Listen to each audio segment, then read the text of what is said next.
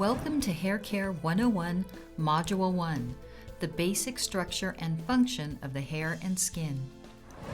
Do you have a paper and pencil handy? Then let's begin. Since early times, it's been our primitive instinct to select a healthy partner when searching for a mate. In today's world, it is still true. We are attracted to health and vitality. Having clear, healthy skin and beautiful hair is indicative of our overall health, and it reflects our inner qualities as well. We ask a lot of our skin and hair, and we take it for granted most of the time. But in order to have better skin and hair, it's important to pay attention to what we put on them and to what we put inside our bodies. When you take care of both of these, anyone can have the great, glowing, young-looking skin and shiny, manageable hair they've always wanted. Today, you're going to learn all about your skin and hair, what they are, how they function, as well as how they work.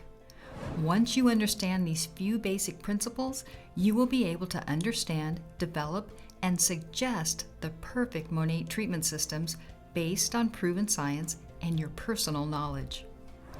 You may be asking yourself, how is this going to help me in my business? Well, here's what the first 4 modules will do for you. Module 1, which is the basic structure and function of the skin and hair. It gives you a good knowledge base and increases your credibility to your customers. Module 2, skin and hair at every age. This will help you explain the unique needs of hair and skin as we age. Module 3, hair and skin types. This will help you to accurately identify skin and hair types, which in turn will increase customer satisfaction and minimize returns. Module 4, developing 3, 4, 5, and 6-step programs. This will help you to recommend the appropriate Monat products and treatment systems for your customers' growing wants and needs. Let's first talk about skin. The skin is an amazing and wonderful thing. It's the largest organ of the body that covers about 18.2 square feet and weighs approximately 6 pounds. It's an organ of protection and sensation. It gives our body shape, it protects us from the outside world, yet it also talks to the outside world about us. The principal functions of the skin are protection, sensation, heat regulation, excretion, secretion, and absorption. Excretion. Perspiration from the sweat glands is excreted from the skin. Water lost by perspiration carries toxins from the body. Secretion.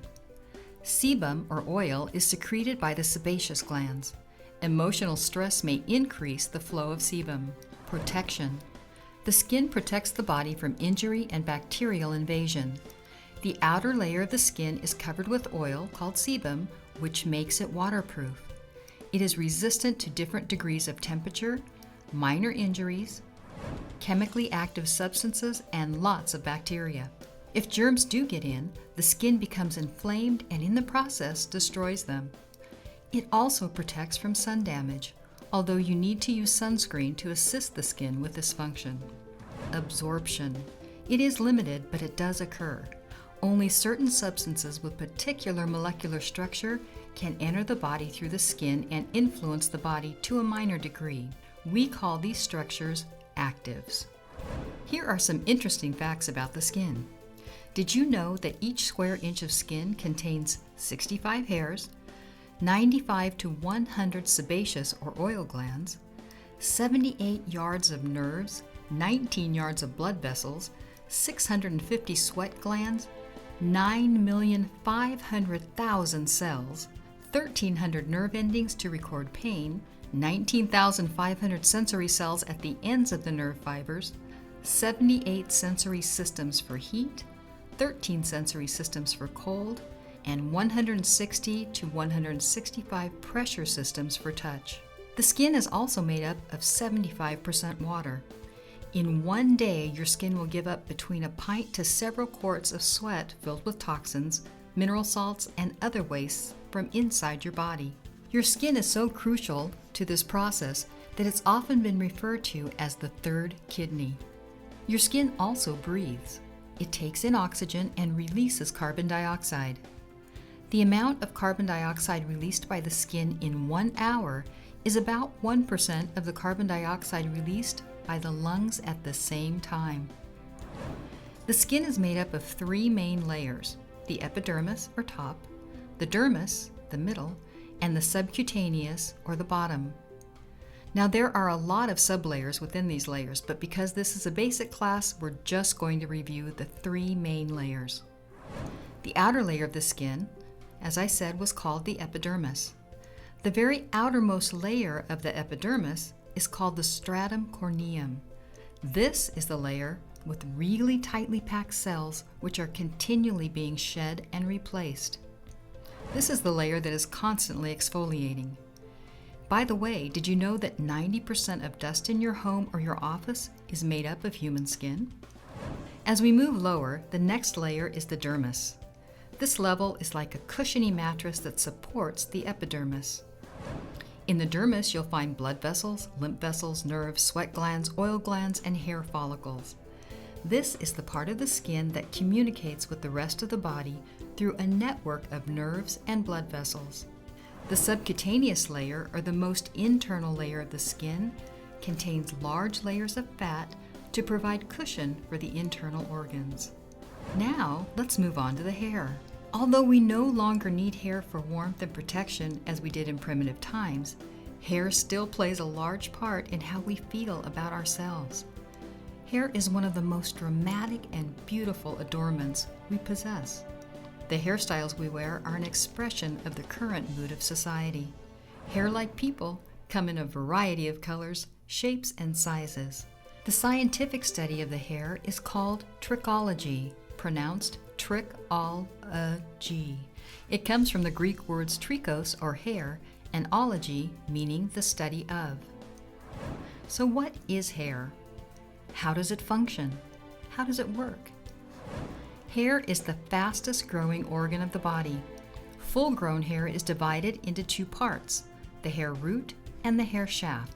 The hair root is the part of the hair located below the surface of the scalp, and the hair shaft is the portion of the hair that projects above the skin.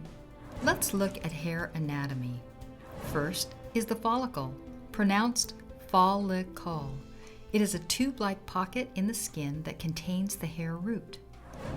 Next is the hair bulb. It's the lowest area of the part of the hair strand. Next, the derma papilla, pronounced papilla.